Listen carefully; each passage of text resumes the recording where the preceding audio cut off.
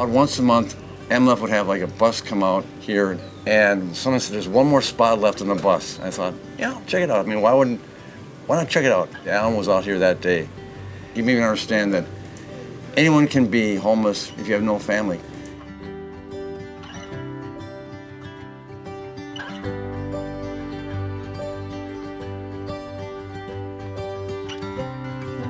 I've got what's called severe dry eye syndrome. I don't make any tears, and I've got a really good doctor, just one of the specialists in dry eye.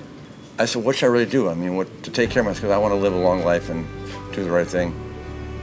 And basically said, Blair, for someone like you probably should stay inside most of the day, just because air, dries your eyes out.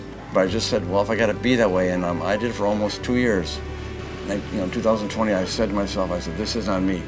I'm a real spiritual person. I said, I prayed about it. I said, God, I cannot see my house anymore. I said, what will happen by my eyes. I talked to my eye doctor. I said, well, just carry a lot of eye drops with you. But I had to do that, and I said, I'll accept what happens. And I'm doing God's work right now. It's what I want to do. I mean, I've always been an open person. I'm a people person. I need to be with people. I want to help people. My real wheelhouse is just helping people. That makes me feel good. And I'm doing what I should be doing. Welcome to Open Mic. Here's my good friend and future superstar, Katie Jacobs. Woo! Glad you guys are here tonight. My nickname's the Mayor, okay?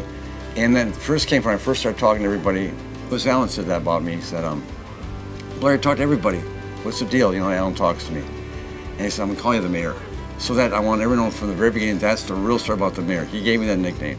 My nickname is the Mayor, not because I'm special, but because I help people, I listen to people. I met Blair because he likes to support our recovery community. Even though he doesn't have that part of the lived experience, he has other lived experience. And he shares in our meetings, and he comes to our meetings, and he supports the recovery community. He's amazing. She will never hurt me, and I will never hurt her. And I'm so proud. This is perfect. It's perfect. Love you, baby. I love you, Blair. I would say that Blair is very kind. He is very sweet. Even if nothing's going on, he often comes up just to say hello, check on us as staff. And I appreciate neighbors like Blair who are just coming to say hello, how are you doing?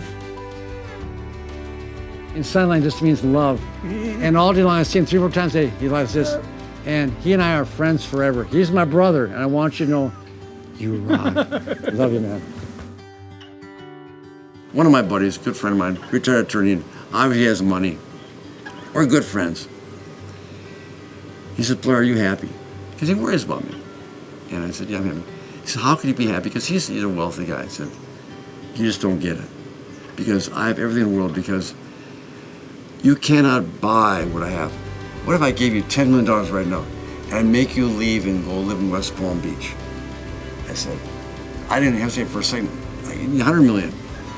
There's no amount of money that we have here. I mean, there's people that pushed hard for me to get a home. Think about that. You can't fake that. And spending time in a family never had that. I mean, it's the real deal. It's priceless. This is where I belong. I'm sorry I'm choked up with this. And that's my life. I mean, they're my family. I get up every morning. I thank God for this earth. Being on this earth right now, being alive.